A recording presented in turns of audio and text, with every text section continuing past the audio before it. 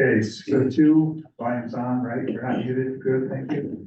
6:02, we'll call the February 20th meeting to order.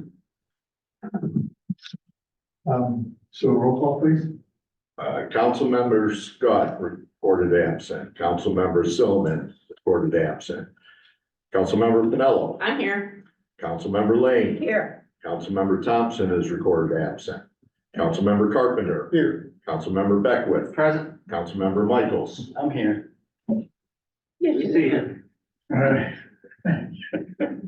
Let that It is be a good, no. one of those nights. Okay, if we can all rise to salute the flag, please. I pledge allegiance to the flag of the United States of America and to the republic for which it stands, one nation, under God, indivisible, with liberty and justice for all.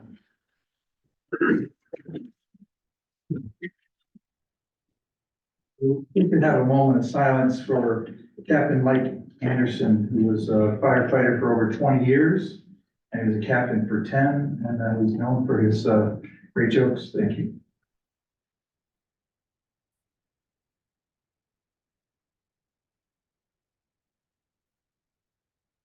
Thank you. Godspeed to his family. Privilege of the floor. Has anybody signed up? Do it. No. Mayor's report, short and sweet. A lot going on. I guess the biggest part I want to get everybody aware of at the beginning of the month, we'll be releasing our new tax bills for the revals. So I want everybody to be aware that you're going to get phone calls. People maybe spent $40,000 and purchased their house, and now they're going to see a big, significant increase. Typically, when revals are done, and it's been how many years, Lisa? This is the last revals. I think it was 14 or 16. Yeah, so 2014, 2016 was the last week, so it's gonna be significant changes. We know what the housing market did. So I would expect that a third of the people will maintain the same as far as their taxes out of pocket being paid, even though the roll goes higher, they're not gonna pay, our rate would change per thousand. A third would probably pay more and a third will pay less. So that's typically the way it goes. Of course, some commercial properties will probably be a little bit more, and some rental properties, which was the portion that would probably get adjusted as well. So as we all know, the market changed, so be ready for that. It's gonna be a tough year for that to deal with, and the grievance board will sure be busy. So with that, we'll move to the ward reports. So who's the first one here? 2, I. 3. I have 3. Ward 3 is good, it's quiet, we're good, everything's fine, waterworks isn't flooding, so this is good. I'm good. Ready? Received an email from a constituent on Raymond Ave with several issues he'd like looked into. I forwarded the letter to DPW. I received a couple of calls regarding the article in the paper, regarding attendance at meetings, and other than that, fine. All right, thank you. Sure. Everything's quiet in the 6th Ward. Tom and I met with the DPW last week regarding our evaluation on our water issues down in my area and Tommy's area. And there's 3 different proposals. Obviously, they're, it costs some money to do, and we're just gonna, with the mayor's consulting, obviously, we'll talk with him regarding his issues and the plan going forward. And that's it. All right, thank you. Mr. Beckwith? As Kat mentioned, the article in the paper, it wasn't upsetting to me at all, one bit, but it should be known to the person who, put the article in. First of all, we have no, anything on our, bylaws or whatever, how many meetings we have to have. We are elected obviously by the taxpayers, and I think we do a great job, all of us. And there are things come up, we meet meetings, but the thing is upsetting to me is somebody didn't do their homework and ask City Hall or get a hold of the board people that, a lot of things go unlooked. We're all here during budget times. That isn't on the agenda or the docket, that most of the constituents don't know what we do. A lot of us are on committees. that we meet once a month or twice a month. A lot of us are on, DP, you know, other committees that's, you know, Youth Bureau Committee and all that. Just wanted that to be known that we might miss a few meetings. Some didn't miss any, that's great. Some missed more, it doesn't matter. But, it should be known that, we are here and we do protect the constituents of the city, at least in my opinion. And things do come up the rise, but other than that, that's all I have to say. All right, thank you. Mr. Michaels? Oh, okay.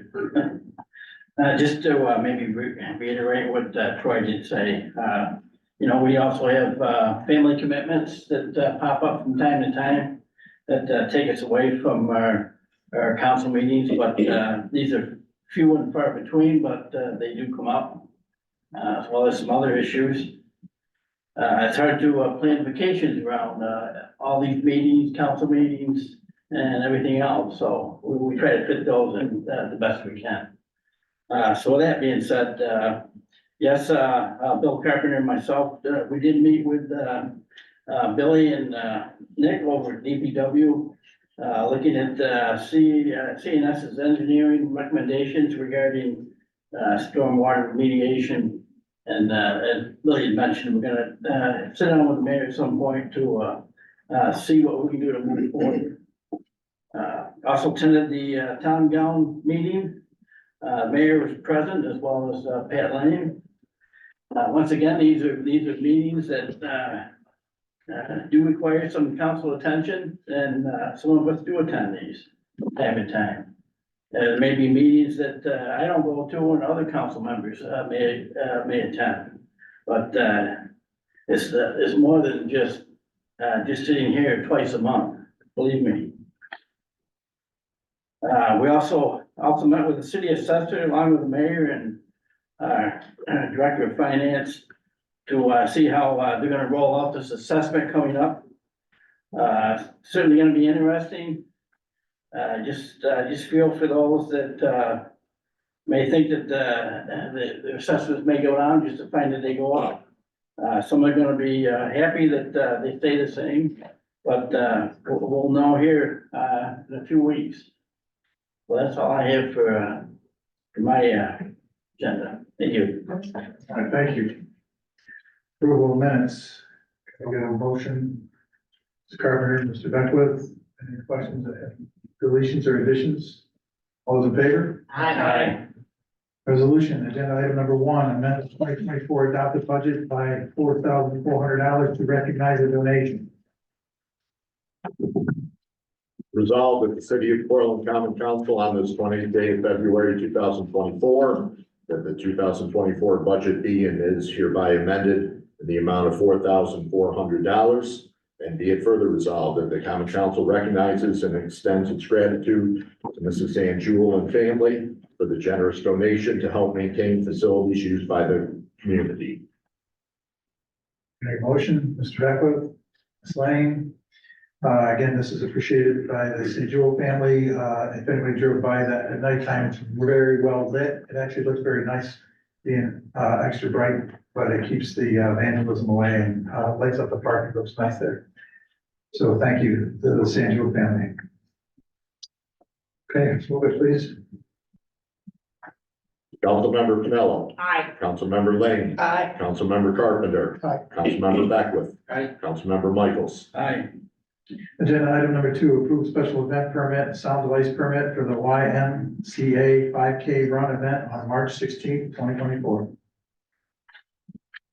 Resolved that the city of Portland Common Council does hereby approve for issuance by the city clerk a special event permit and sound device permit without fee for the YMCA 5K run event from 10 a.m. to 1 p.m. on March 16, 2024, in accordance with the amended application. Mr. Beckwith, Mr. Carpenter, any questions? Move it, please. Councilmember Pinello. Aye. Councilmember Lane. Aye. Councilmember Carpenter. Aye. Councilmember Beckwith. Aye. Councilmember Michaels. Aye. Agenda item number 3, authorize the award of micro enterprise assistance program funds under the community development block grant. Resolved that the common council does hereby approve the award of $20,000 to Brett Barnes, doing business as Crown City Media, subject to terms and conditions as required under the Community Development Block Grant Micro Enterprise Regulations, and is established by the Micro Enterprise Assistance Program Review Committee. And be it further resolved, that Mayor Steve shall disclose the conflicts of interest as disclosed by Mr. Barnes to the city, and is authorized to sign commitment letters detailing the terms and conditions of the award of these funds and any other documents necessary to implement the award of said funding. I'll move it. Mr. Pinello, Mr. Carpenter. So, Mr. Malcolm, if you can just disclose, and I want to make sure it's perfectly clear what the conflicts are first, and then we can hear a little bit about the program. Yeah. Micro enterprise grants are a part of the block grants that New York State awards. The city of Portland's a recipient. Anytime there's even an illusion of conflict of interest, we want the applicants to disclose that, and we make a public record of those things. And if a conflict does arise, that doesn't mean that that person doesn't necessarily get the award. We just want to make sure that we check all our boxes. And in this particular instance, Mr. Barnes sits on the ZBA board, which is an unpaid appointed position. And also does some, like per diem IT work for Toma Consulting. And Toma's role in this particular process, just for the sake of clarity, I think that's, that's the point of this. Administers our grants. We have a contract with them for that purpose. They do not weigh in on who gets awarded grants. They just facilitate that conversation in the first instance. They have no voting rights or anything like that. And again, he just does very specific, I think it's Mac, he's a Mac specialist, and they use Mac products at their offices. So if a conflict arises, even if it's simple as something like that, we want to go through the regulatory criteria, make sure that that's not the case. I've had a chance to look at all the information that the committee weighed in on and solicited. He disclosed more than he needed to. And one of the big things is to make sure that it doesn't take somebody else out of a potential award. And there were no competing, as far as I know, there were no competing applicants for this particular set of funds. So given that, make the public disclosure if anyone has an issue with it. This does not violate any state rules, local rules, federal rules or laws. Everything else, other boxes check otherwise, it creates a significant impact. And I can go through the criteria, Mayor, if you want. But exceptions to the conflict of interest rule are weighed on a case-by-case basis. Council makes a decision whether or not to seek that waiver for the conflict of interest. We put that in writing to the state. They make the ultimate decision, but we wanted to be clear up front that this could potentially have a conflict of interest based on the information presented. But ultimately, the project has described the funds as would be awarded if the council were to grant this application, do not pose any sort of nepotism, favoritism, anything like that, given where we stand and what the project is. That Brett Barnes was very transparent in all of the information he provided to us. Linda Armstrong and Toma, they were very transparent. This is good for the city, especially going through our DRI and the revitalization of downtown and being able to have more cultural kinds of activities. He works very closely with Chris Merkley, if you know who Chris Merkley is. And this is going to be like supplemental kinds of lighting and doing different promotions and really getting the city and out into the public and bringing in some cultural events. So it's a good thing. Right, and then nothing, his role on the zoning board, or his, I don't know anything about his relationship with Toma other than it has no weight on what we're talking about here tonight. Especially doesn't have any relationship to the project that he's bringing forward. And he submitted all the required paperwork, as Councilperson Pinello said, especially with respect to the conflict, potential conflicts and disclosures. He's really gone above and beyond here to make sure that we have all the information available we need to make sure that we're not, crossing any lines here. So make sure that all that's perfectly understood in the disclosure, as far as the $20,000 and what that fee is utilized for. Maybe a little description on Lighting. that would be helpful, Lighting. just all lighting. Yep, it's all lighting. And it's the last $20,000 of this grant. So, Then I can apply for another. yeah, whatever. All right, thank you, Mr. Muller. You're welcome. Anybody else have any questions? Okay, so, Councilmember Pinello, Aye. Councilmember Lane, Aye. Councilmember Carpenter, Aye. Councilmember Beckwith, Aye. Councilmember Michaels. Aye. Adopt the pro-housing community pledge.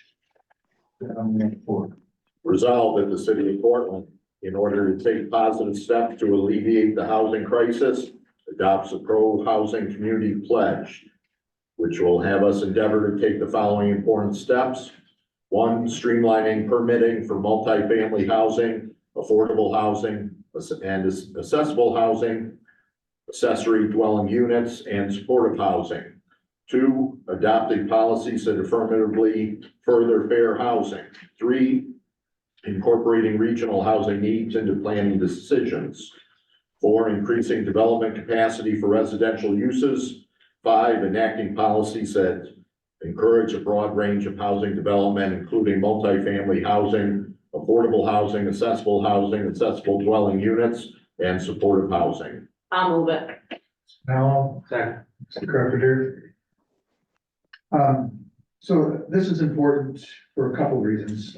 It's the governor's initiative to try to get, our communities to adopt better and more in-depth zoning laws and to increase development in the areas and infill development in the areas, that we can. For the city to maintain, we need to increase our density in different areas in different ways. So we need multiple use housing. We need multiple areas of housing. So there's no place for young couples to move here, which is our demographic weakness.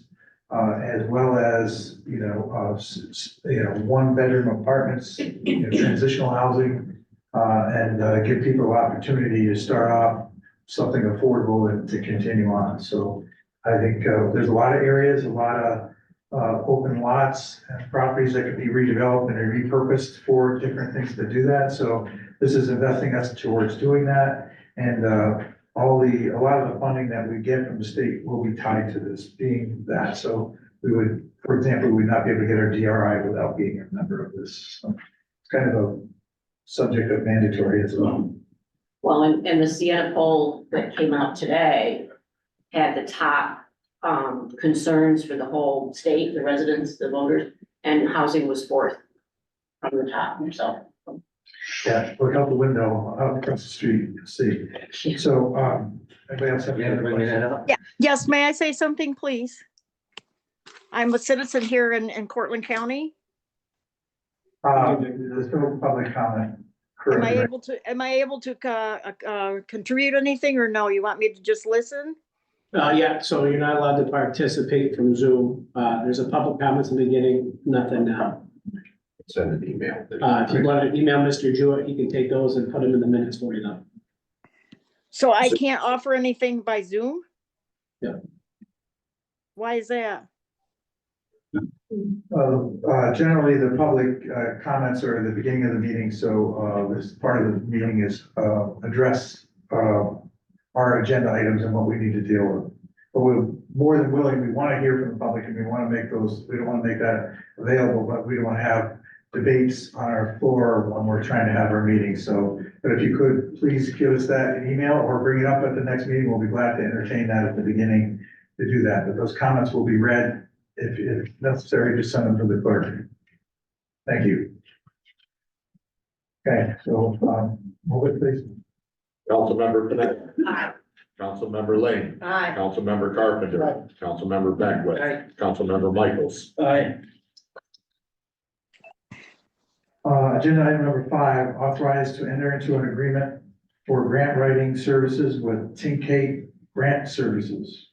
Resolved that the city of Portland Common Council authorizes the fire chief to enter into an agreement with 10K Grant Services in an amount not to exceed $4,500 for services in writing grant applications for 3 FEMA Assistant Firefighters grants to be charged to budget line for professional services in the 2024 budget. Mr. Beckwith, Mr. Carpenter. So as we all know, retired Deputy Chief Tinkate was a member of our fire department and he did a lot of grants while he was here, retired, we lost some of those benefits to do. Chief did not negotiate that when they left, so he said, chief must Wait, make a come on, comment. I mean, this isn't adding up to me. So let him retire so we can double. Sure coming. Sure will do. I don't think you have any comments here, but you're there for the grant stuff, right? Yeah. So leave that go. So, but it's $4,500, to do that. I think, they're all beneficial in the end. So I think, his high depth of knowledge in this He was good at getting trade, it. and he's good at doing it. So Absolutely I was. think it's a great way. It's great to have that locally in our county for sure. Anybody have any questions? Okay, we'll move it, please. Councilmember Pinello. Aye. Councilmember Lane. Aye. Councilmember Carpenter. Aye. Councilmember Beckwith. Councilmember Michaels. Aye. Agenda item number 6, authorize memorandum of understanding for FEMA Assistance to Firefighters Grant Program application for regional radio equipment. Resolved that the city of Portland Common Council authorizes Mayor Steve to sign the memorandum of understanding with the Virgil Fire District and allocates one-time general fund dollars totaling $17,046 in the 2025 budget. And be it further resolved that Mayor Steve or his designee may execute any necessary grant documents and budget appropriations if the grant is awarded. Mr. Beckwith, Mr. Carpenter, Mr. Friedman. So, all these applications, have to come to you as the board so that we can, have that documented in the application process. Already had the discussions with Chief Tenkate to start this. This particular grant, is as it says, a portable radio grant. It's a regional grant, which means that, other departments are on it as well, which increases the possibility of the award. The Virgil Fire District is the fiscal agent, so they take care of all of it. We just need approval to sign on and, be part of this. So that's what this grant is for. When's the last time the radios were replaced? These particular radios are 10 years old, when they came through with the, radio project in 2014, and we're starting to see some failures and, this would definitely be a great award if we were to get it, but. Thank you. Anybody else? Okay, move it, please.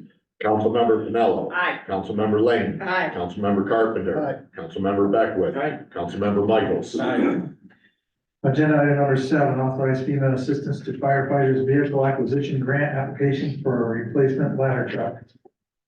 Resolved that the city of Portland Common Council authorizes the fire chief to apply for a FEMA assistance to firefighters vehicle acquisition grant for a replacement ladder truck in the amount of $1 million with a federal share of $952,380.95 and a local 5% share of $47,619.05, which needs to be allocated from one-time general fund dollars in the 2025 budget.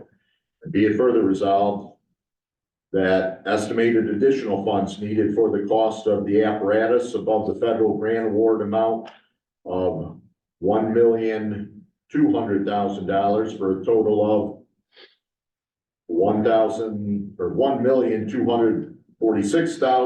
$1,246,619 shall be allocated from one-time general fund dollars in the 2025 budget. And be it further resolved that if awarded, Mayor Steve is hereby authorized to sign any necessary grant award agreement and documents. I'll move it. Second. No, Miss Lane, expensive vehicle, chief.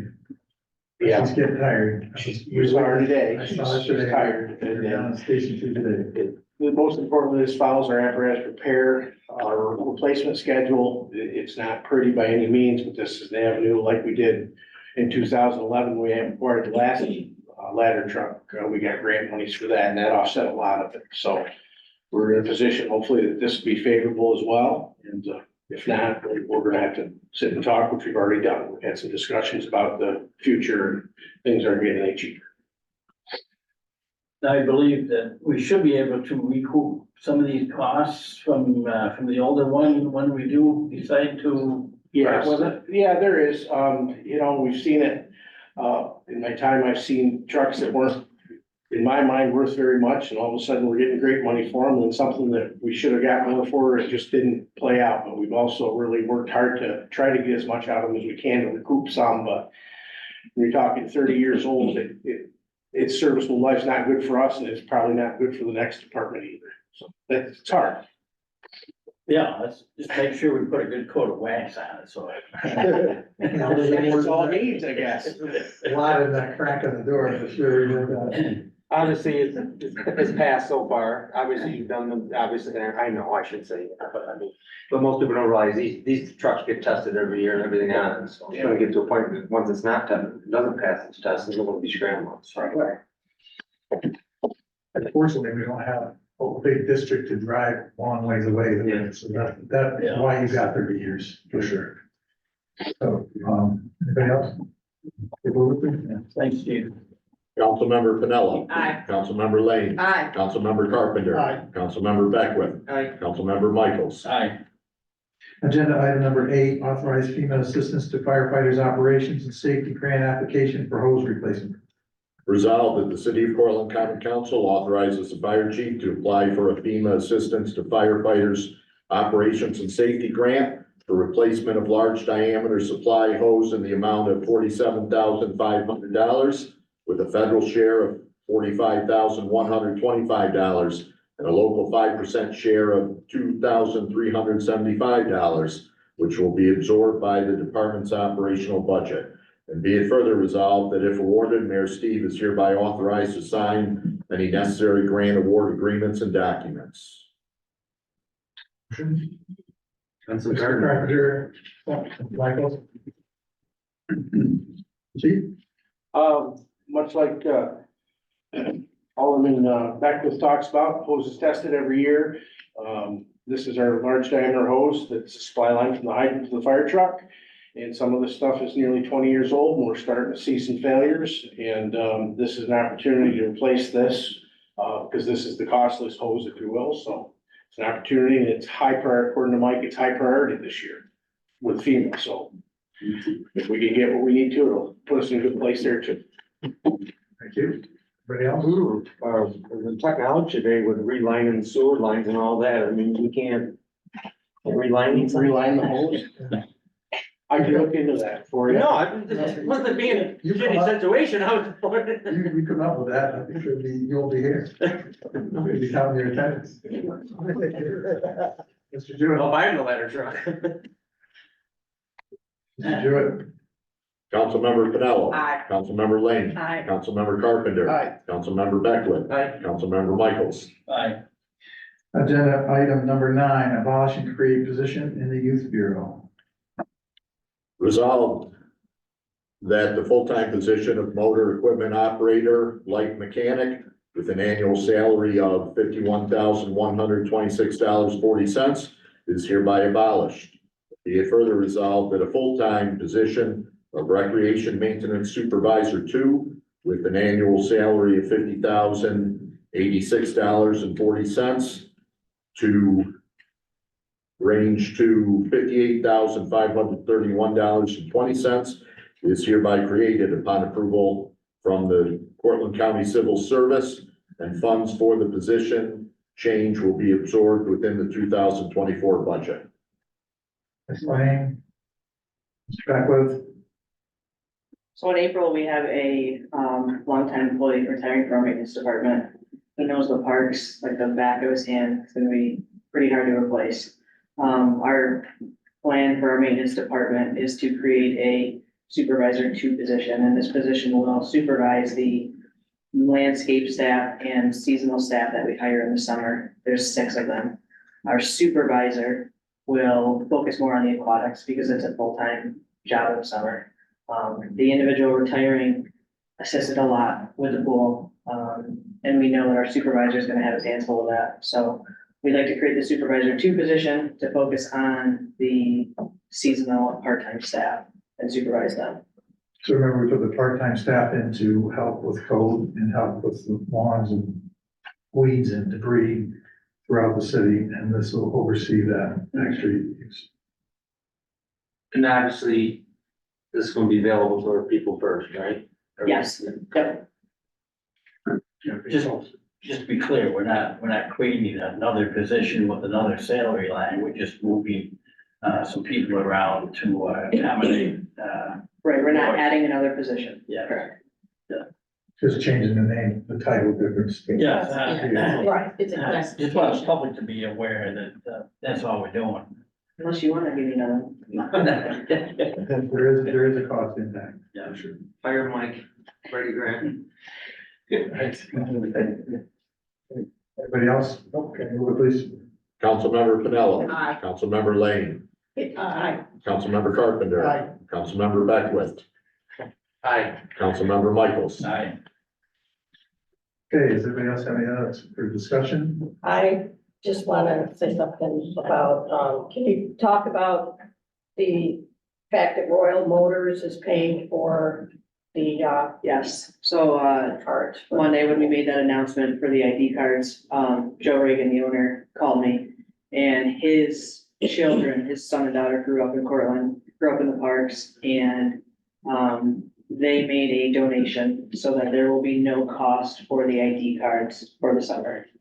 There will still be a membership and we'll still issue the ID cards, but there will be no cost for the ID cards. It's great. So a couple criticisms that's come up, and we just want to clarify to make sure that people understand that program.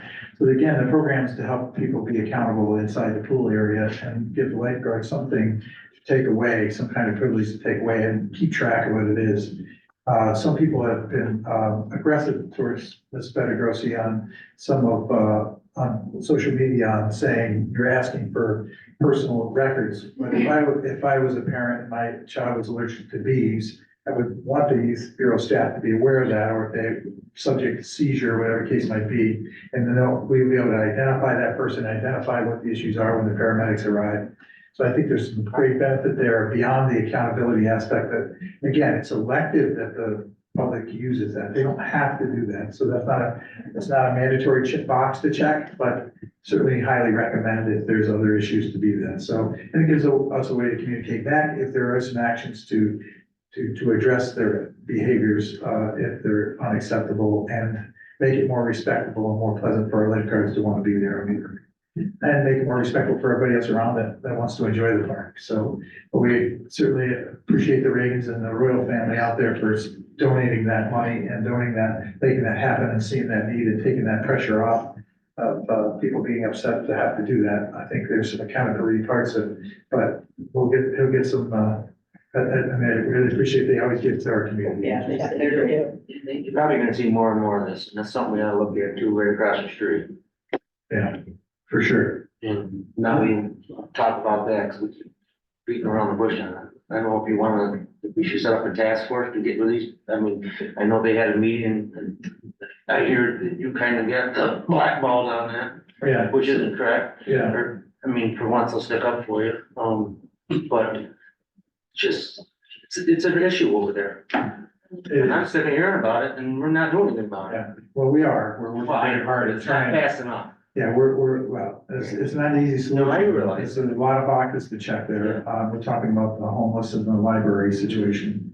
I went to the library meeting, and I think they're having another one Wednesday, so I know a bunch of public people are going there to address it then. But there's been numerous issues. I'll give you a quick story. I was walking, I had Assemblyman Callahan, I had lunch with him on Friday. He represents the north end of the county. It's technically not the city, but any representative we try to take the time to do it. So Kevin Fitz, the chair of the legislature, myself, and had lunch in his aide. And we walked over to the Hollywood, had lunch. It was a late lunch, and then we talked about a bunch of issues, which is very helpful. And on the way back, we were walking to the library because we had a discussion about our homeless issue and, with the courts and all the issues that we have on that to try to address those issues. So we went to them to discuss, that. So we went over to the library to see what it was about. And when I came around the corner, there was two people that were actually shooting up right on the side of the library. And everybody that knows, I like to fix the problem when I see it. So I said, "Excuse me a minute." I walked over to them and they proceeded to run. And, they ran into the building next door.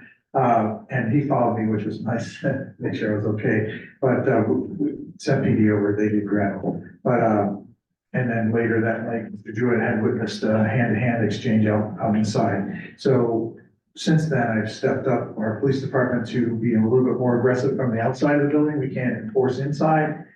I think a report today showed 33, whether they're property checks, calls, or alarms so far this year at home. So that numbers look like it's exponential. So we need to, we're enforcing and ticketing anybody who's smoking out front and doing everything we can to maintain the public well-being there. But, you know, I think it's an ongoing issue that, you know, it's continuous every day for sure. I'm just sad that they're elderly, I would say most people go there elderly. He's saying around now, but it's just a shame that I'm hearing that they don't feel welcome there anymore, they're going home.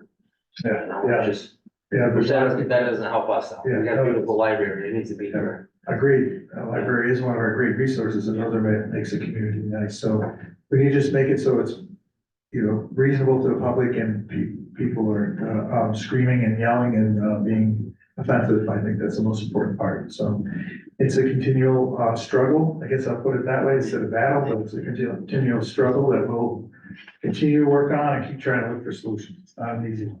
Take anybody's solution that they have, because we try them all. Joe needs to donate some cards. Yeah. But, okay, anybody else? I think Ms. Silman wanted to talk about that and the housing, and so, I think we talked about those, so I think. I just mainly brought it up so people realize, you know, I know we work on, but it's not gonna happen overnight. Yeah, so like in our housing committee, we talked about it, and there's a lot to all of it. So trying to get together for people that are pre-poverty, that are in places before they get out to, I mean, I have a current case with the courts to try to get somebody evicted and it keeps getting pushed back. So I'm actually struggling with this personally myself, and somebody's calling next door asking for a nuisance property, and we're doing everything we can. But now I have to have the code enforcement come in from another municipality because it's a conflict of interest. It just really becomes a difficult situation, and there's squatters and there's couch surfers that we're all dealing with. So it's a frustrating venture for a lot of landlords and a lot of people in the community, and citizens that are trying to do it, but we're doing everything we can. And I appreciate the patience of our police department in trying to have the conversations in a polite, respectful manner with people and not being aggressive. So. There was a very good letter to the editor in today's paper concerning the library and the homeless, yes. Well, I haven't caught up with that article yet. I recall growing up, the library used to have Saturday programs where kids used to sit down and they used to read a story to you. It's my understanding if that does happen now, it's just a small group, not a large group. High school, I used to do my research papers at the library. You hardly see a high school student in there anymore. You're dating yourself, Tom, be careful. They just go on the internet now. Well, I just want to tell you how things have changed through the years. And, you know, we can do something about it if everybody gets together. So, you're right. I am dating myself, but it's not, the library is not what it used to be. You know what I'm telling you. But they still do a lot of great things, a lot of good, so we don't want to lose that sight of that. Well, they did have the tooth, individual from the health department over there the other day. That was nice. For the small kids. All right, well, that's, Yeah. yeah, we got a record here, so we're gonna keep this on track. Anybody else? Okay, I'll take a motion to adjourn. Mr. Beckwith, Mr. Carpenter, all in favor? Aye. Adjourn, record at 7:06.